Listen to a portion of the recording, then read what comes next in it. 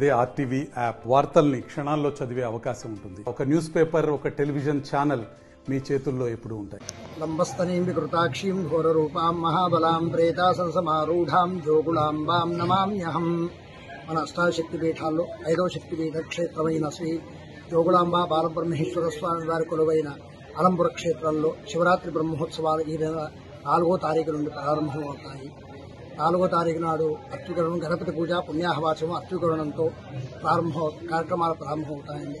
ముందు ఆవాహిత దేవత ఆవాహితాలు ఉంటాయి. అనంతరం ఆవాహిత దేవత హోమాలు ఉంటాయి. అనంతరం స్వామివారి యొక్క నిత్య కైంకర్యంలో చేరుకునే విశేష అలంకరణలు ఉంటాయి. అలాగే అమ్మవారి యొక్క విశేష అలంకరణలో అమ్మవారు ఉంటుందండి. 8వ తారీఖు నాడు శివరాత్రి నాడు లింగోద్భవ కాలంలో విశేషంగా హోమాలు ఉంటాయి. అనంతరం లింగోద్భవ కాలంలో అభిషేకాలు ఉంటాయి అమ్మవారికి.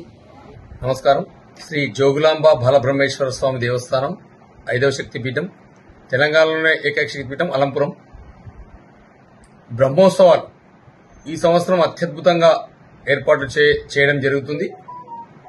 రేపటి నుంచి అనగా 4వ తేదీ నుంచి 8వ తేదీ వరకు శివరాత్రి బ్రహ్మోత్సవాలు మరియు మహాకుంభాభిషేకం 12 ఏళ్లకు ఒకసారి జరిగేటువంటి మహాకుంభాభిషేక కార్యక్రమాన్ని శివరాత్రి రోజు మా రుక్కితులందరూ కలిపి నిర్ణయించడం జరిగింది.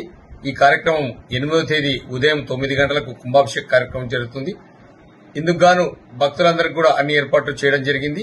ముఖ్యంగా మంచినీటి వసతి, చలవ పందిర్లు, క్యూ లైన్స్ ఇవన్నీ కూడా ఏర్పాట్లు చేయడం జరిగింది. అంతేకాకుండా ఈ కార్యక్రమానికి ముఖ్య అతిథిగా రాష్ట్ర దేవాదాయ ధర్మాదాయ శాఖ మంత్రివర్యులు కొండా సురేఖ గారు 8వ తేదీ ఉదయం దర్శించుకోవడానికి విచ్చేస్తున్నారు. కుంభాభిషేకానికి ముఖ్య అతిథిగా విచ్చేస్తున్నారు. కాబట్టి ఈ కార్యక్రమాలన్నీ కూడా భక్తులు అంతా వీక్షించాలని చెప్పి, ఈ చూసి తరించాలని చెప్పి భక్తులకు కోరుకుంటున్నాము. అంతేకాకుండా 12 ఏళ్లకు జరిగేటువంటి ఉత్సవాన్ని భక్తులందరూ వీక్షించి ఆ స్వామివారి కృపకు, అమ్మవారి కృపకు పాత్రలు కావాలని చెప్పి కోరుతాం. శ్రీ జోగులాంబ బాలబ్రహ్మేశ్వర స్వామివారి మహాకుంభాభిషేకం మహాశివరాత్రి పర్వదినాన అలంపురంలో మొట్టమొదటిసారిగా, మామూలుగా అయితే 12 సంవత్సరాలకు ఒకసారిగా చేయవలసినటువంటి కుంభాభిషేకాన్ని మనం ఈ సంవత్సరం చేయాలని దేవస్థాన సిబ్బంది, దేవస్థాన కార్యనిర్వహణ అధికారి గారు నిర్ణయించడం జరిగింది. అలాగే మనకు వచ్చేది కుంభాభిషేకంలో విశిష్టత ఏమిటంటే అతివృష్టి, అనావృష్టి, ఈతి బాధలు ఏవైనా సరే ఈ యొక్క అలంపుర క్షేత్రానికి కాకుండా ప్రపంచమంతా సుభిక్షంగా ఉండాలని చెప్పి మనం ఈ యొక్క అలంపుర దేవస్థానానికి కుంభాభిషేకాన్ని నిర్ణయించడం జరిగింది.